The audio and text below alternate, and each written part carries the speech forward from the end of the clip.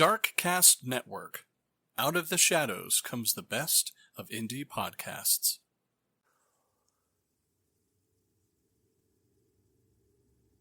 On March 14th, 1989, 3 days before St. Patrick's Day, University of Texas at Austin student Mark James Kilroy was kidnapped in Matamoros, Mexico, while vacationing during spring break. He was taken by his abductors to a ranch where he was tortured and sodomized for hours before being murdered in a human sacrifice ritual. Kilroy was murdered with a machete blow to the head and had his brain removed and boiled. His killers inserted a wire through the spinal column, amputated his legs at the knees, and buried him at a ranch along with 14 other people who had been killed there before him. The leader of the cult told his followers that human sacrifice granted them immunity from law enforcement for their drug smuggling operations. The killing drew worldwide media attention and initiated an international police manhunt because of the unusual circumstances of the crime. My name is DJ, and this is the Mythical True Crime Podcast.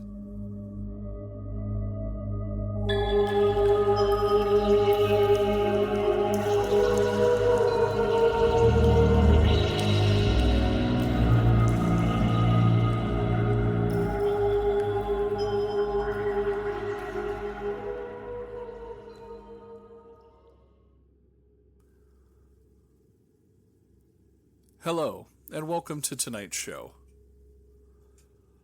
Mark Kilroy was born March 5th, 1968, in Chicago, Illinois. His parents were James William Kilroy, a chemical engineer, and Helen Josephine Kilroy, a volunteer paramedic. They moved to Texas from the Midwest after their son was born. Kilroy grew up in Santa Fe, Texas, a small town outside of Houston, for over 15 years, along with his brother Keith Richard Kilroy. He was raised as a Catholic, and his parents were frequent attendees of Our Lady of Lourdes Catholic Church in the adjacent town of Hitchcock, Texas. Kilroy excelled both in academics and athletics as a teenager, played both baseball, basketball, even golf with his friends at school. He was in the Boy Scouts of America and an honors student at the Santa Fe High School, where he was a member of the student council and was ranked 14th in his class of 210 students. Upon graduation in 1986, he attended Southwest Texas State University in San Marcos, Texas, before transferring to Tarleton State University in Stevensville, Texas, on a basketball scholarship.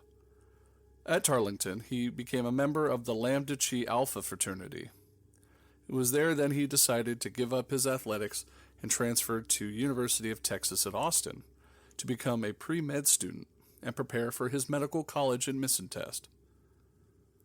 Kilroy's murderer, Alfonso Costanzo, was a Cuban-American who was born in Miami, Florida, 1962. His father died when he was an infant, so his mother relocated to Puerto Rico with him when she remarried. They returned to Florida in 1972 when he was 10 years old, and his stepfather died soon after, leaving a large inheritance behind. His mother married again, this time a man who was involved in drug trafficking and the occult. His father taught him the philosophy that Costanzo carried with him the rest of his life. He told him that he should let non-believers kill themselves with drugs, while he could profit from them in their foolishness. Around the same time, Costanzo's mother believed that her son had psychic abilities. She introduced him to Palo Mayombe, a Afro-Caribbean religion that involves animal sacrifice. He was also introduced to Santeria when he was younger. He started as a perro, someone who practices Paleo Mayombe, and eventually reached the status of high priest, padrino. In 1984, he moved to Mexico City to start his life as a tarot card reader, and eventually developed a cult following. His charisma, physical attractiveness, as he had previously worked as a male model, and claimed psychic talent granted him the opportunity to mingle with Mexico City's upper class. His reputation for predicting the future and offering ritual cleansing became popular with some drug dealers, musicians, and police officers. The other cult leader, his second in command, was Sarah Aldrete, a Mahatmos native and honor student and cheerleader at the Texas Southmost College. She was the girlfriend of Gilberto Sosa, a drug dealer linked to the Hernandez clan, in which Costanzo wanted introduction. In 1987, she met Costanzo and eventually became the cult's main recruiter. Investigators believe that Aldrete's physical attractiveness and charm helped her lure men to join the cult, or to set them up to be abducted and subsequently killed.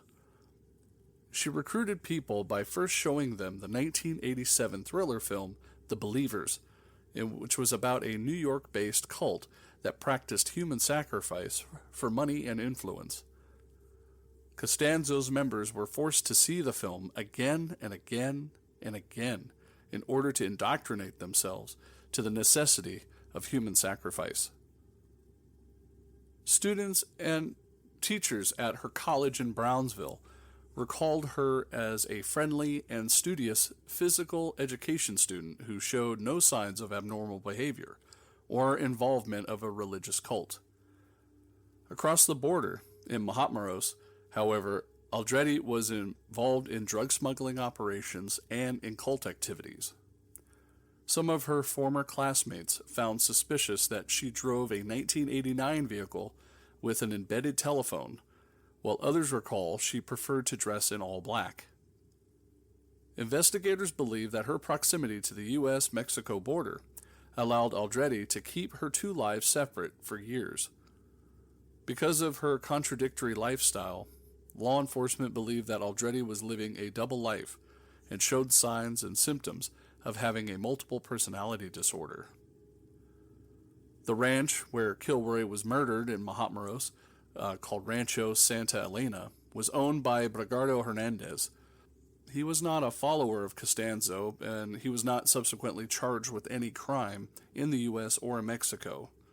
The sudden death of Saul Hernandez in the shooting prompted his family, including Elio and his brothers Serafim Sr. and Ovidio, to grow closer to rituals and eventually become members of Costanzo's cult. Elio reportedly offered Costanzo half of his family's drug proceedings in exchange for his criminal contacts and supernatural protection for his family. On March 10, 1989, Kilroy's childhood friend Bradley Moore finished exams early at the Texas A&M University and headed out to Austin to pick him up. Both of them had been heading to Santa Fe to pick up two other friends, Bill Huddleston and Brent Martin, before heading to South Padre Island, Texas for spring break. After a foggy 9-hour drive to South Texas, they arrived at the South Padre Island shortly before midnight. They checked in at the Sheraton Hotels and Resorts the next morning before heading back to the beach. There were a few tourists when Kilroy and Moore initially arrived in South Padre at the beginning of a 5-week spring break season. As the weekend progressed, thousands of students from the entire U.S. began to arrive. Beer sponsors were staging a variety of entertainment events, including free movies, music concerts, calls home, surf simulating activities, and opportunities to appear on television commercials. Kilroy and Moore made free phone calls to their parents later that day. And then in the evening, they met with a group of female students from Purdue University and partied until the next morning. The following morning, Kilroy and his friends had more or less the daily routine in mind. They went to the beach in the morning and suntanned before lunch. After lunch, they went to the beach area behind the hotel for daily Miss Tanline contest. Once the event was over that afternoon, Kilroy headed to the hotel for a quick nap before planning their trip to Mexico. They left South Padre Island that evening and stopped for dinner at the Sonic Drive-In in Port Isabel, Texas, where they met a group of female students from the University of Kansas who were also planning a trip to Mexico. The women then followed Moore's car from Port Isabel to Brownsville and parked their vehicles close to the Gateway International Bridge just before crossing the U.S.-Mexican border on foot. Kilroy's friends and the Texas women spent most of their evenings at Sgt. Pepper's nightclub in Matamoros before the groups went their separate ways. Kilroy and his friends then returned to South Padre Island earlier the next morning. On March 13th, Kilroy and his friends attended another Miss Tanline contest right behind the Sheraton Hotel, and then in the early evening, Kilroy met one of his former frat brothers at a condo party. It was around 10:30 p.m. when Kilroy and his friends headed back to Matamoros, and again parked on the border and crossed on foot again. That evening, Matamoros was flooded with around 15,000 spring tourists in the U.S. on the city's main tourist street. The sidewalks, street, nightclubs were all packed with foreign tourists looking to enjoy cheap alcohol and Mexico's lax drinking laws. When they got to Matamoros, Kilroy and his friends decided to go to a bar with the shortest waiting line. They ended up at Los Sombreros, a bar with rock music and bright neon lights. After a few drinks, Kilroy and his friends left Los Sombreros and wandered to the London pub, which rebranded itself as the Hard Rock Cafe for spring break. This bar was louder and wilder than Los Sombreros, and Kilroy and his friends stood at the bar while other tourists threw beer from the balcony. Kilroy met a few women at the bar and was not seen by his friends for a while. At around 2 a.m., Huddleston suggested that the group head back to South Padre Island. As his friends stepped out of the London pub, they saw Kilroy leaning up against a car and speaking with a woman from Miss Tanline. Across the street, thousands of tourists were leaving bars and heading to Brownsville, but others moved in different directions. The large crowd of people made it very difficult for Kilroy and his friends to walk across the border uninterrupted and in a group together. It was at this time Moore and Martin separated from the group and walked to Garcia's, a popular restaurant store close to the border. Kilroy stopped at the steps of the house on the street to say goodbye to the woman from the Miss Tanline contest. He then waited for Huddleston to walk towards him. Huddleston then said he ran to a nearby alley to urinate while Kilroy waited for him. By the time he came back out of the alleyway, he caught up with the other two at Garcia's. Kilroy was not to be found. He had vanished. His friends searched for him for several hours, even after the establishments had closed and the streets had been cleared to around 4:30 a.m. They then crossed the border, thinking Kilroy must have crossed into Brownsville and was perhaps waiting for them near their parked car. His friends did not find him near their car and waited a few more minutes in Brownsville before returning to South Padre Island. They thought that Kilroy probably left for the hotel with somebody else. They woke up the next day at the hotel and Kilroy's whereabouts were still unknown. His friends then contacted the police to report him missing. After this quick message, we'll be right back. Hello there, listeners. Whether you're new or you've been with me from the start, a great way to catch up and dive deeper into the world of mythical true crime is to check out my earlier shows. I've covered everything from Bigfoot to aliens and ghosts. Take a moment and browse through the past episodes, and don't forget to subscribe if you haven't already. Your support means everything to me.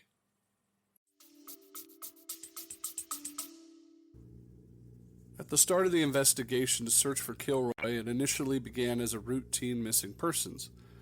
Students were reported missing in Matamoros in the past and often turned up the following days with a hangover and blurry memory of what happened to them. Kilroy was one of the 60 people who had disappeared in Matamoros in the first 3 months in 1989. However, in this case, it drew more attention in the U.S. because his uncle, Ken Kilroy, worked at the U.S. Customs Service in Los Angeles. When the news reached his uncle, a police task force was created in Brownsville to search for Kilroy.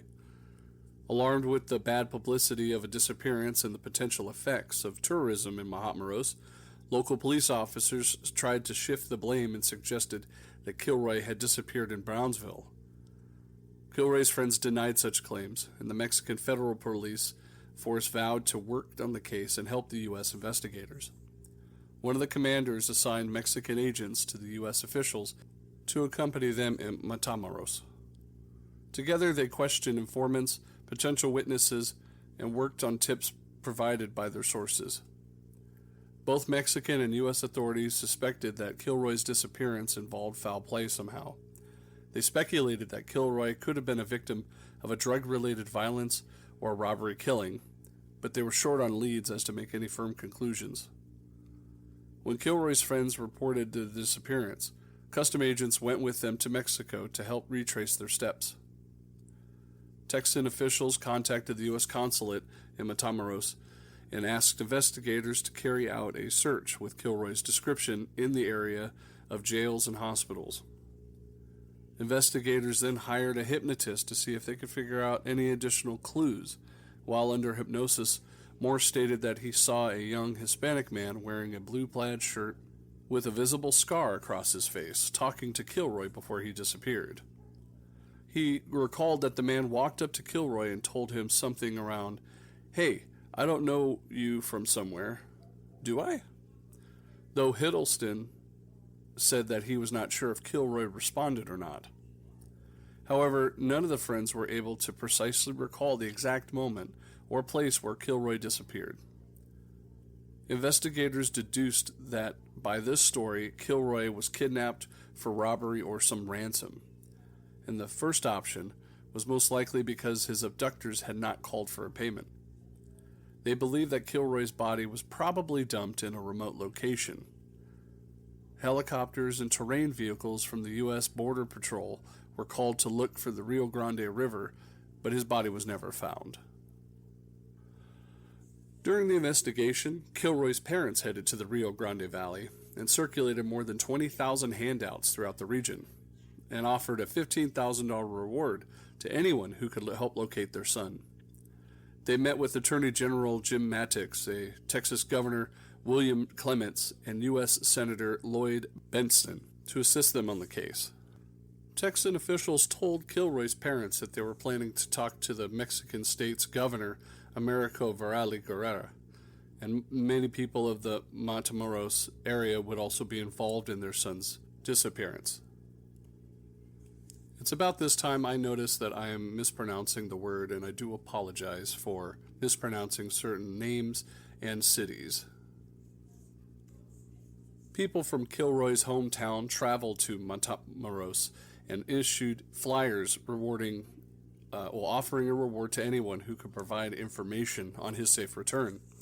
U.S. authorities had also praised the efforts of the Mexican federal police on the case, as they had distrusted the state and municipal officials. They suspected that because the state and local authorities were acting slowly and not sharing enough information, Kilroy's murderers had insiders within their ranks. On March 26th, however, the case was highlighted on national television crime show America's Most Wanted. This gave the case nationwide attention and generated several phone calls and letters from people giving clues on where Kilroy's whereabouts possibly were. However, the police stated that none of the leads generated were solid enough for anything to pursue.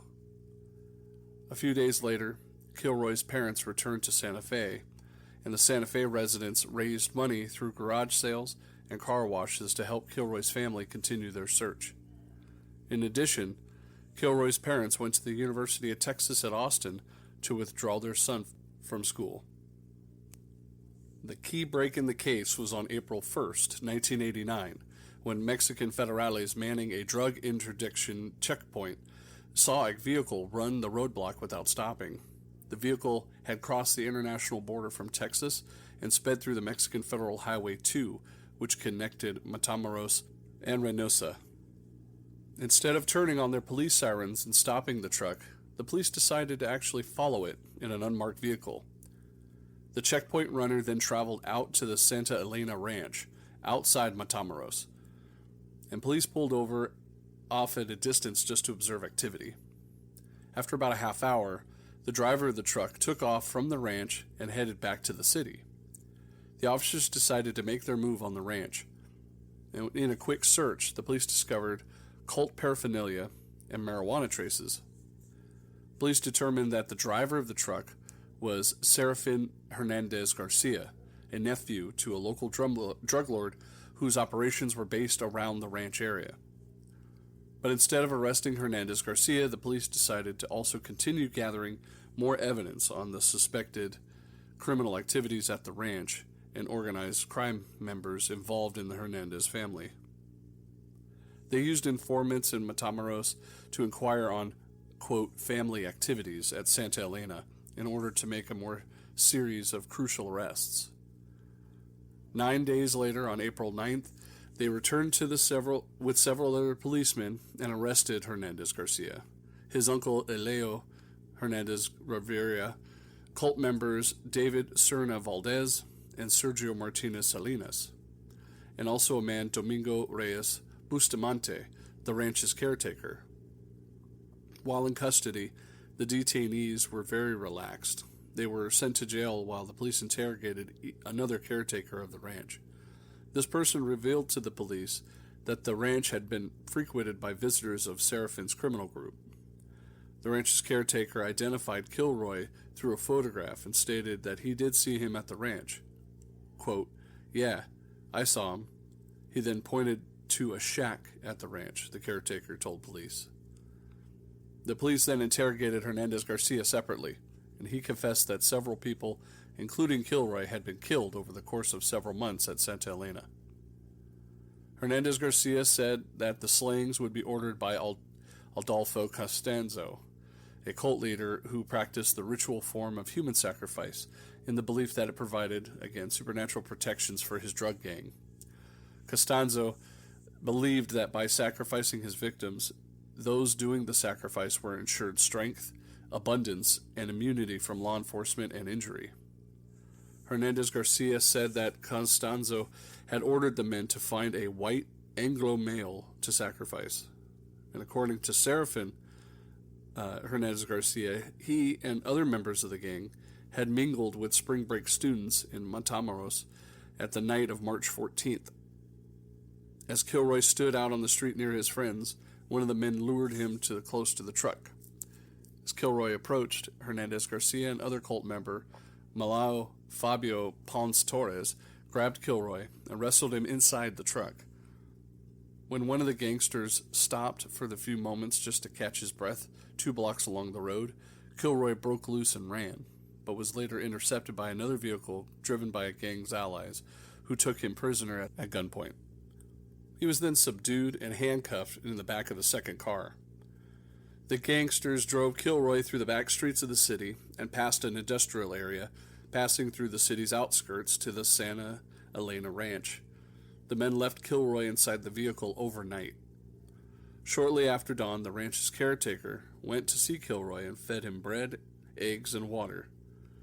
About 12 hours after Kilroy disappeared, Costanzo and his men came by to see him. They wrapped his face and mouth with duct tape and walked him through the field to a storage cabin with his hands still tied around his back. Through the night of the 15th, Costanzo tortured and sodomized Kilroy. He was then led out into a field where Costanzo killed him by chopping the back of his neck and head with a machete. His brain was then boiled in a ganga, a African metal pot that Costanzo used to stew human and animal remains. Kilroy's legs were chopped off just above the knee to facilitate his burial. A wire was then inserted in his spinal column so that, once the body had decomposed, the bones would be pulled up from the soil easily.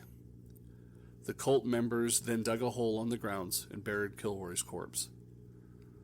Hernandez Garcia agreed to take the police to the spot where Kilroy was buried, which was marked by the ends of wire coming out into the dirt. Hernandez Garcia explained the function of the wire. Once they retrieved the bones, cult members would wear them as necklaces to ward off danger and injury. And then on April 11th, the police took Hernandez Garcia and 4 other suspects to Santa Elena Ranch and forced them at gunpoint to spend several hours digging up graves. Once Kilroy's corpse was exhumed, the police observed that his legs were missing. Seraphin explained that the amputations were not a procedure of the ritual. They were just done to simplify burial. When the excavation was concluded, the suspects had unearthed 15 mutilated bodies, including that of Kilroy's, all males who had been killed over a period of 9 months. Kilroy's corpse was officially identified after the Brownsville police matched his dental records with the teeth found at the scene. Investigators concluded that most of the victims were rival drug dealers of Costanzo and not random abductees, such as Kilroy. 3 of the 15 bodies were never identified. And at Santa Elena, the Mexican police also seized around 243 pounds of marijuana, 108 grams of cocaine, 12 firearms, including 3 submachine guns, and 11 vehicles, some equipped with telephones. Inside of an iron pot, investigators discovered the remains of a human brain, a goat's head, chicken feet, a turtle, several herbs, a horseshoe, and coins mixed with animal blood. They found no signs of cannibalism, however. The next day, the detainees were taken to the headquarters of the Mexican Federal Judicial Police in Matamoros for an informal press conference. More than 250 international journalists arrived at the scene to take pictures and ask them questions. 4 suspects were paraded from the building's balcony and were allowed to answer questions from reporters. Elio Hernandez Rivera stated that he was an ordained executioner under Costanzo and that Costanzo himself had murdered Kilroy. As the cameras zoomed in on the suspects, Hernandez Rivera showed his membership scars on his shoulders, back, and arms, and chest. These were arrow-like cuts made with a hot blade. The marks were given to the selected cult members with the authority to perform human sacrifice. On April 13th, a religious ceremony initially intended to revive hope for Kilroy's safe return turned into a memorial service a day after his body was discovered. The service was held at Our Lady of Lourdes Catholic Church in Santa Fe. Many of the local residents attended the service, and about 150 children pinned yellow ribbons outside the church's trees to rally in favor of Kilroy. After the ceremony, Kilroy's friends stated that they wished they had stayed in Texas to party instead of going to Mexico. At St. Luke Catholic Church in Brownsville, over 1,200 people attended the memorial service to support Kilroy's parents. Several of the attendees also wore yellow ribbons with "Miss You" mark written on them, and waited in line after the service was over to express their condolences to Kilroy's parents. The Kilroy family showed deep faith and conviction while speaking to the press. Kilroy's father spoke about the murder and told the press that they were not angry at the killers. He hoped that if those responsible for Kilroy's death go to heaven and see their son, they can apologize to him for their wrongdoing. Kilroy's mother told others to pray for the murderers. 2 days later, Kilroy's parents met with U.S. President George H.W. Bush and William Bennett, who headed the Office of National Drug Control Policy. They told politicians that every drug consumer, there's a victim who suffers from their addiction. In addition, he stated that drug consumption should be treated with better education, and that the use of drugs, even casually, causes suffering. Bush described the case as very sensitive, and Bennett stated that Kilroy's murder was more nationwide, but the parents were able to turn their suffering into a very good effort. After the meeting, the parents stated that along with Bush and Bennett were no specific actions their administration would take to fight drugs and enforce it at a local, state, or federal level. They were satisfied that the government was looking into at least the right direction. They praised the effort of the government in asking citizens what could be done to improve their country. Kilroy's father concluded that change required the government to do its part, but it also required every citizen of the country to put their effort in to make it happen as well. 2 weeks after the bodies were exhumed in Santa Elena, the Mexican federal police returned to the ranch early in the morning and burned down the shack and laid a wooden cross above the ashes. Reportedly, the police took a folk healer to purify the shack before burning it down. The curandero, as it's known, went inside the house, said a few prayers, and sprinkled the floor with salt, and concluded that by making the sign of the cross would bless it. The police then proceeded to spray gasoline around the shack before setting it on fire. The Mexican government offered no official explanation for their actions, but a source close to the investigation stated that the police motives were supernatural in nature. They said that they knew the shack meant a lot to Costanzo, and by burning it, it would make him go insane. Quote, "We would hit him where it hurts," the police said. The next morning, Costanzo reportedly went into a rage after the arson was shown on national television, on all channels. By murdering Kilroy, Costanzo attracted international attention and forced the Mexican government to focus their efforts on bringing him in, and those involved to justice. On April 11, 1989, the day the bodies were exhumed from the ranch, Costanzo fled to a Holiday Inn in Brownsville before flying to McAllen, Texas, to then Mexico City, where he had an apartment. He had escaped Sarah Aldrete, Martin Rodriguez, Omar Francisco Ochoa, and Alvaro de Leon Valdez, also known as El Dubi. U.S.-Mexican law enforcement agencies carried out an international manhunt to locate Costanzo and the rest of his cult members.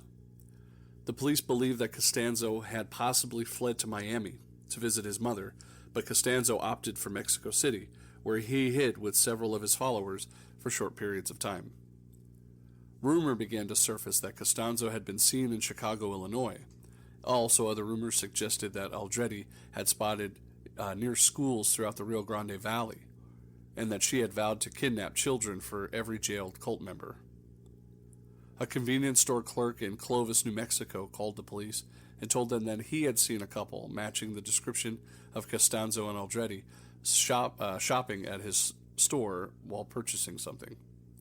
According to investigators, Costanzo had been last seen driving a 1989 Mercedes-Benz in Brownsville. In Matamoros, the law enforcement raided Aldrete's house, where they discovered an altar and several religious images. They also stated that the house's interior was covered in blood. In Cameron County Sheriff's Office, authorities released a wanted poster of Costanzo, stating that he was extremely dangerous, and indicted him and Aldrete for aggravated kidnapping. Both were also indicted by the state jury in McAllen, Texas, along with 11 other cult members from Costanzo's organization. Charges included importing marijuana, conspiracy to import marijuana, conspiracy to possess with the intent to distribute, and possession on the intent to distribute. Cameron County officials also issued arrest warrants for other cult members who were at large. Although none of the leads proved successful, the police encouraged citizens to continue to help in their search. Later on April 17th, Serafin Rivera Sr., a Brownsville native, was arrested in Houston by DEA and Texas Department of Public Safety agents. Federal charges were filed against him for importing marijuana, possession, and conspiracy. Two other men implicated with him were Quintana Rodriguez and Ponce Torres, both Mexican citizens. As the police searched his Houston home, they seized cash and weapons, found no evidence of any cult paraphernalia or leads to Costanzo. Houston police believed that Costanzo was probably hiding in Houston because he was linked to a $20 million failed cocaine operation that had busted there in June '88. When the house was raided, investigators found ritualistic candles, an altar, and paperwork with Rivera's name on it. The police believe that Costanzo bought several properties, or had purchased several properties across Houston in the past, and was investigating if he had visited any of the alleged hangouts. Serafin Sr. cooperated with the U.S. officials and was sentenced to 18 months in prison. He was later released in June 1990 and returned to Brownsville. On April 17th in Mexico City, police raided one of Costanzo's properties. They had discovered piles of homosexual pornography and a hidden ritual chamber with an altar.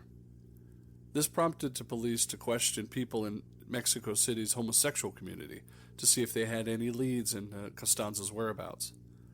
Mexican police stated that there was no evidence found at the scene to link Costanzo or any of his men to the murders committed there. They said that the altars and other ritualistic belongings, but they did not find any traces of blood. Men were also arrested at the scene, but police managed to arrest a lady called Maria Teresa Quintana Rodriguez, sister of one of the Costanzo's lovers and henchmen. The police also discovered that Aldrete's purse and other belongings were left behind, which prompted them to conclude that Costanzo probably murdered her because she knew too much about his inner workings of his cult. But police stated that they did not see Aldrete with the group when they arrived in Mexico City. They thought that Costanzo might have buried her somewhere in the city. U.S. authorities, however, believed it was Aldrete purposefully left her belongings behind to confuse investigators and make it appear as though she was dead. On April 24th, the police arrested Victor Manuel Flores and Salvador Villaluz, who were hiding in one of Costanzo's properties in the Juarez neighborhood. The Mexico City Police Department then noticed that the Matamoros killings were similar to the murders carried out near Mexico City between 1987 and 1989.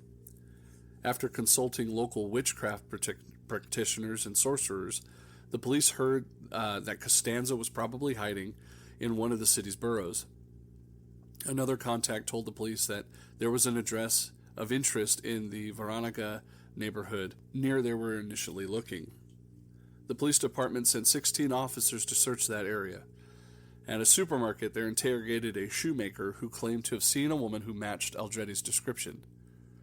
The police then spotted a man at the supermarket who was attempting to buy large amounts of groceries with U.S. currency.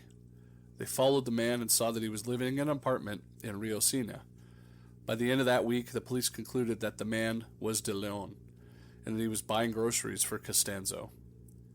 May 6th, the police surrounded the building and waited for traffic to subside before raiding the premises. However, a black vehicle pulled up front to the apartment complex, and police walked over to investigate. Costanzo noticed the police from the window of his apartment and opened fire at the officers who were at ground level. Costanzo threw gold coins and paper money out the window, burned some of his money on the stove. Costanzo eventually ran out of ammunition and began to lose his patience. After about 45 minutes, he worried of his imminent capture. At this point, Costanzo took the coward's way out and ordered De Leon to kill him and Quintana Rodriguez. De Leon hesitated at the beginning, but Costanzo hit him in the face and told him that he would suffer in hell if he didn't do as he was commanded. Costanzo then hugged Quintana Rodriguez, and De Leon stood in front of him before he opened fire and killed the two with a machine gun close inside a closet. When the police climbed up the stairs and made it to Costanzo's smoke-filled apartment, Aldrete ran from the door screaming that Costanzo was dead. De Leon later confessed that Costanzo had lost his mind and saying things such as everything was lost and that no one was going to have any of his money, when the police raid forced him to barricade himself inside of his apartment. He also stated that he participated in Kilroy's murder and other killings at Santa Elena, but both agreed that Costanzo did most of the killings himself. Aldrete denied participation in any of the killings and stated that she was unaware of them until she saw the victims on national television. She said that she was sorry to hear about Kilroy's murder. She stated that she was not an official member of the cult and was barely going through the initiation. In addition, she stated that she was held prisoner during Costanzo's hiding in Mexico City, and when asked if she was in love with Costanzo, she denied it and said that she was only his follower. At the scene, the police took Aldrete, De Leon, Ochoa, and Juan Carlos Fragoso, and George Montes into custody. The police also arrested Maria de Lourdes, Guerrero Lopez, and Maria del Ocho Guerrera, other cultists under Costanzo, in Mexico City later that day. They were renting one of Costanzo's apartments. The individuals arrested that day were held for homicide, criminal association, wounding of an officer, and damage to property. Fearing that Costanzo might have purposely faked his own death, investigators conducted a fingerprint analysis. They concluded that the corpse was indeed of that of Costanzo's. Costanzo's 9mm Uzi submachine gun and his supposed suitcase were never formally presented by the police as seized items. On May 15th, a judge refused to set bail for the individuals arrested that day because they were wanted for crimes accumulating over 50 years in prison. On August 27, 1989, Ochoa was admitted to a hospital in Santa Marta after being diagnosed with AIDS. The police said that he and Aldrete were Costanzo's lovers, but Aldrete showed no signs of the disease in her immune system. He then later died February 11, 1990. On June 2, 1989, Salvador Alcaran, the police chief in the Federal Judicial Police, was indicted for drug trafficking. He was linked to Costanzo by Aldrete and other members who had claimed he acted as the group's contact with the police. Aldrete said that Costanzo told her that he had killed 2 men to gain favor with Alcoran. The police chief, however, defended his stance and stated that Alcoran's involvement with Costanzo was merely religious. He said that he was possessed by spirits at a young age and sought Costanzo for help. He was not charged with Kilroy's murder or any other killings conducted by Costanzo's group. In August 1990, De Leon was sentenced to 30 years in prison for killing Costanzo and Quintana Rodriguez. Vergosa and Montes were convicted of separate murder charge and sentenced to 35 years in prison. Reyes Bustamante, a ranch caretaker, was accused in court of a cover-up, and he was released from prison December 11, 1990, after paying a bond of $500. On June 10, 1993, drug trafficking charges against Avito and Ponce Torres were dropped in the U.S. without any stated reasons. May 3, 1994, Aldrete was sentenced to 62 years in prison. All other cult members received 67 years each, and in an interview with the press, Kilroy's parents stated that they were relieved to hear that the cultists were sentenced. The charges were multiple homicide, possession of narcotics, involved in organized crime, police impersonation, illegal body desecration, illegal possession of firearms, and illegal possession of weapons exclusive to the Mexican Armed Forces. The Mexican federal judge explained that the reason Aldrete received fewer years in prison than the rest was because that she was not charged with using weapons that were military exclusive, which carried a 5-year maximum sentence. He also stated that the maximum conviction a person in Mexico can receive for capital murder is 50 years. And since Mexico's judicial system does not have parole, it allows for prisoners to file motions of an appeal to reduce their sentences after several years. Whether this condition is denied or granted, inmates can push for a right of amparo, which in most legal systems is a Spanish word. Spanish-speaking world, the right of amparo is a remedy for protection of constitutional rights found in certain jurisdictions. The amparo remedy or action is an effective and inexpensive instrument for the protection of individual rights. On March 27, 1988, a Mexican federal court reduced the sentences of Elio Serrano Valdez and Martinez Salinas by 17 years, lowering their sentences from 67 to 50. And since the death penalty and life sentences are not part of Mexico's judicial system, reductions for charges that are over 50 years are common. In addition, individuals like the cult members who were charged with murder and other serious crimes that push the total sum above 50 years for capital murder often have their sentences reduced by an appeal court. If the individuals were first-time offenders, as the cult members were, an appeals court may determine that it was reasonable to reduce their sentences. However, as of 2009, only 2 suspects remain at large, Avito and Ponce Torres, and they are still wanted for Kilroy's murder in Mexico. Aldrete spoke to a press in 2003 and denied her participation in Kilroy's murder and in the cult killings.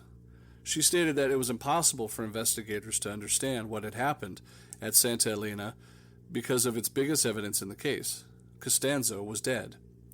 Aldrete stated that the police hid the names of famous people involved with Costanzo for their own convenience. She concluded that by stating that she believed in God and she was not going to ask society for forgiveness because she was innocent of her crimes. The following year, Aldrete interviewed with the press again and stated that she had been tortured to confess. She said that she had been stripped naked, blindfolded, beaten upside down, and then had her toenails yanked off. Aldrete claimed that she was beaten so severely that doctors told her that she would not be able to have children. In the early 2000s, she published an autobiography where she detailed how she met Costanzo and the group, her experiences when she was allegedly taken hostage by Costanzo, her mistreatment by authorities, and her versions of her story. Andretti claimed she visited Costanzo in Mexico City and was later taken hostage after Costanzo decided to not let her go because he believed that she would go to the police and tell them where they were hiding. She claimed that Costanzo and the rest of the group were unaware of the killings that occurred in Matamoros until they found out the police were looking for them, but went into hiding nonetheless because they feared for their lives. She detailed her alleged mistreatment in trial and how she underwent beatings, psychological torture, rape, and an unfair trial. Her version of Costanzo's death was different than the official one. She stated that Costanzo was executed by the police when they raided the apartment. She also questioned the police's decision to burn down the shack in Santa Elena, since it was crucial for investigations and probably contained the fingerprints of murderers. Later, in an interview in 2014, Serafin and Martina Salinas gave their versions of the story, which proclaimed their innocence. Serafin stated that the federal judge, police commander Juan Benitez Ayala, found Serafin guilty because he was related to Elio and Ovidio. He said that he was not arrested at the ranch, but rather Elio's in-laws' house in Matamoros. He said that he grew up in Houston and moved to Brownsville for college, and that he was in Matamoros visiting family when he was taken in by police. Serafin said that he had been tortured by the Mexican police and U.S. police in Matamoros in confession for his participation in Kilroy's murder and in the killings that happened at Santa Elena. He said that he was allegedly beaten and told that he and his family would be murdered as well if he spoke English during any of his declarations. He said that he was a student of Texas Southmost College and knew who Andretti was, but didn't have any connection with her. Serafin also stated that he had never met Costanzo and no idea his family ranch was a gathering place for his cult. He said that he had never dug up the bodies and had been taken to the ranch after the bodies had already been exhumed. Martinez Salinas, on the other hand, stated that he was forced to confess because he was a neighbor of the ranch and driver to the Hernandez family. He said that he had been beaten and taken to the ranch where he was told to pose with the exhumed bodies. When asked if he had ever met Costanzo, he stated that he had seen him in person once at the ranch and with the Hernandezes, but never actually spoke with him. Martinez Salinas said that he was arrested one afternoon at Elio's in-laws' house while he was looking for a part for his car. He said that he had known Andretti years before, since he had dated one of her sisters when he was young. He said later that he had never heard Andretti talk about the cult. He said that she had talked about her school and marriage. He also said that Elio and Ovidio never invited him into the cult or talked to him about it. 2 months after Kilroy was confirmed dead, his parents founded the Mark Kilroy Foundation, which promotes drug awareness, education, and prevention through the Just Say No campaign. Since Kilroy's dream was to become a doctor after college, his parents decided to help others continue their dream, or should say his dream, through the program. And since 1994, the foundation has sponsored and worked with alongside Substance Abuse Free Environment, SAFE, a nonprofit community group that promotes awareness for substance abuse and drug prevention. Both of them partner with the Santa Fe local government, its school system, and the ones nearby, and with businesses and private donors, provides programs for an entire year. The full-time and part-time counselors visit school campuses during the academic year in Santa Fe and Hitchcock to hold programs for approximately 800 students regularly. When students are gone for the summer, the foundation conducts programs in summer camps by partnering with volunteers. They offer free outdoor activities like archery, golf, fishing, tennis, and swimming. The average of 550 youths participate in these programs every summer. And according to Kilroy's father, the purpose of these summer activities is to keep the youth occupied when they're not in school so that they're not going to get bored and think about consuming drugs. In September 1999, the foundation signed an agreement with the U.S. federal government to receive 10 yearly grants of $100,000. By the 10th year, the government intended to stop the funding and expected the foundation to be self-supporting. However, Kilroy's parents stated that the yearly expenses exceed $160,000 and that they would need to find new ways to make up the deficit. The Mark Kilroy Foundation was one of the 5 nonprofit organizations in Galveston County that receives proceeds from a bingo place in Lamarck, Texas. They also received proceeds from sales of the book Sacrifice, written by Kilroy's father and Bob Stewart in 1990. Now, besides counseling children and teenagers with drug advice, Kilroy's parents also advise young people who plan to travel for spring break, suggest to stay in groups, keep an eye on each other, and not wander off on their own. They also suggest tourists be aware of traveling warnings and abide by foreign laws and regulations when they travel outside the U.S., though they reiterated that people can get hurt in the U.S. too. After Kilroy was confirmed dead, the media framed the drug group and their religious practices as Satanists. For the most part, the U.S. media labeled the group as Satanists and gave little mention to the drug-related violence that was widespread in northern Mexico, thus failing to provide a wider picture of what happened in Matamoros. Reports concluded that because human body parts were found inside of a large metal pot, that the group practiced cannibalism. Some of the journalists made the error of attributing cannibalism with a common mistake of Satanist groups, sacrificing and eating human remains.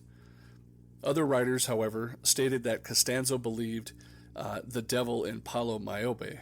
In addition, some occult writers believed the nature of Kilroy's murder, which included mutilation and clandestine burials, were part of an occult tradition.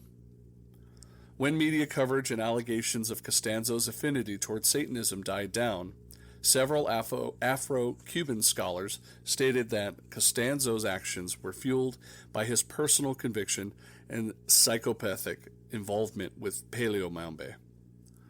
They argued that Costanzo used Paleo Mayombe for his own financial, illicit, and psychological needs by convincing his cult members to help further his drug trafficking operations.